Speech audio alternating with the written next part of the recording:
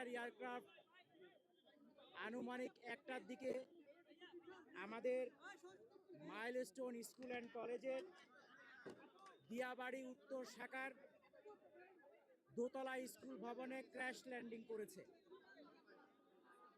এই দুতলা ভবনটিতে প্রথম তলায় ছিল তৃতীয় শ্রেণী ও চতুর্থ শ্রেণীর বাচ্চাদের ক্লাস, দ্বিতীয় তলায় ছিল দ্বিতীয় শ্রেণী ও পঞ্চম শ্রেণীদের ক্লাস, এবং তার সাথে ছিল প্রিন্সিপালের অফিস, মিটিং রুম এবং একটা কোচিংয়ের ক্লাস চলমান ছিল।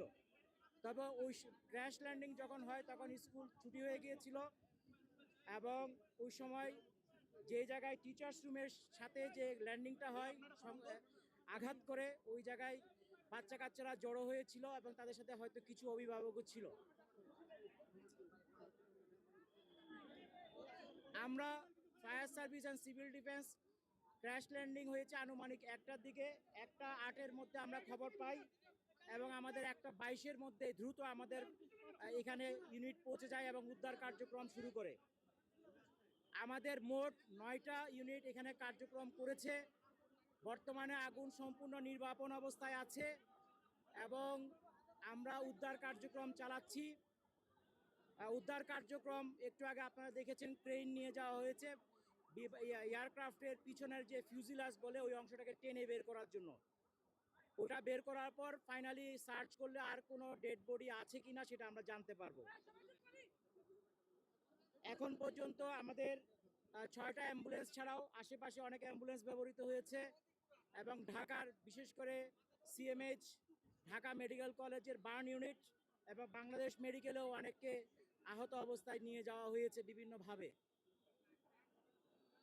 আমাদের হিসাব অনুযায়ী এখন পর্যন্ত আমরা 19 জনের ডেড বডি উদ্ধার করেছি এবং তারা বিভিন্ন হাসপাতালে আছে। এগুলি হিসাবটা চলমান আছে, যেহেতু দ্রুত উদ্ধার করে পাঠানো হয়েছে। এখানে সেনাবাহিনী এবং আমাদের ফায়ার সার্ভিস এবং অন্যান্য পুলিশ সবাই মিলে আমাদের সহযোগিতা করেছে এবং র্যাবও এখানে উপস্থিত ছিল। আমাদের উদ্ধার কাজ চলমান আছে এবং আশা করছি এটা খুব শীঘ্রই শেষ হয়ে যাবে, হলে আমরা টোটাল ক্ষয়ক্ষতির ফিগারটা আপনাদেরকে বলতে পারবো। আহত আমাদের ধারণা অনুযায়ী আমরা টোটাল হিসাবটা এখনো চলমান আছে, তবে আনুমানিক এটা 50-এর উপরে হবে। এই যে আহতদের কথাই বলছি, আহত উদ্ধার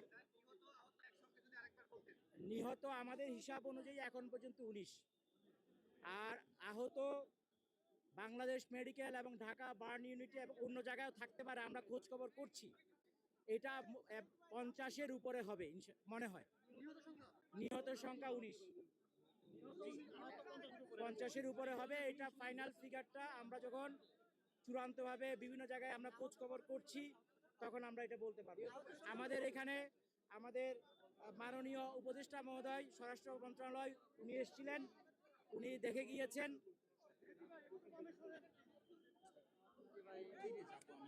এই ছিল আজকে এখন পর্যন্ত আপনাদেরকে দেওয়ার মতো সংবাদ। এটা একটি দুঃখজনক ঘটনা। আমরা